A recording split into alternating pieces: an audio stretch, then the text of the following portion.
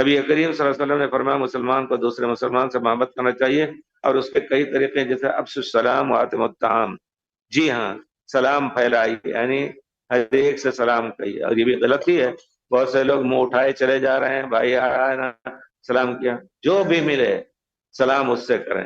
اب یہ تو آسان ہے، لیکن جہاں سرچ کرنا پڑ رہا ہے اطعموا الطعام، جی اللہ تعالیٰ نے توفیق دی ہے تو پڑوسی کو بلا کر کے کھانا کھلائیے، پڑوسی ہمیں کھلائیں، یہ چیز ہوتی ہے، اس سے محبت بڑھتی ہے.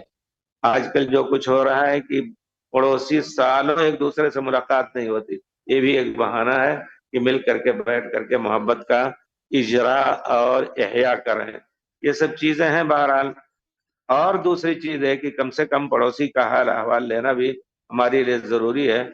تو شیخ محبت قائم کرنے کے لیے اگر کوئی کھانا پر بلائے اور اس کی کمائی حرام کی ہو تو کیا اس کی دعوت کو قبول کرنا چاہیے محبت برقرار رکھنے کے لیے؟ دیکھیے اگر اس کا کھانا حرام کا ہے، آپ کو یقینی طور پر معلوم ہے، اور آپ کو وہ دعوت پہ بلا رہا ہے تو شرعی طور پر آپ کے لیے وہ حلال ہے، ہدیہ دے رہا ہے، ہدیہ دے رہا ہے. آپ کو حرام اس کے لیے ہے لیکن آپ کے لیے وہ ہدیہ ہے. پیارے رسول آپ جانتے ہیں یہودیوں کے بارے میں اللہ کا کلام ہے، اکالون للسحت، یہودی جو حرام خور ہیں اور سود کھاتے تھے، لیکن پیارے رسول کو انہوں نے دعوت پہ بلایا تو آپ نے ان کی دعوت کو قبول کیا. ان کی ایک عورت نے دھوکہ دے کر کے آپ کو جو گوشت کھلانا چاہا بکری کا، اس میں زہر ڈال دیا. پیارے رسول پر اتنا اثر نہیں ہوا، بلکہ ایک صحابی تھے وہ انتقال بھی کر گئے بیچارے اس کی وجہ سے.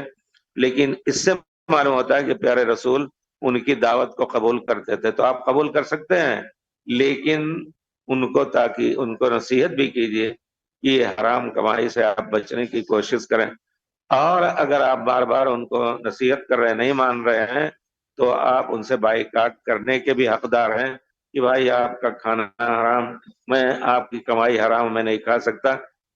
آپ بھی کریں وہ بھی کریں، سب کسی کو کہتے ہیں بائیکاٹ کرنے لگیں گے تو ہو سکتا ہے آدمی حلال پر مجبور ہو جائے.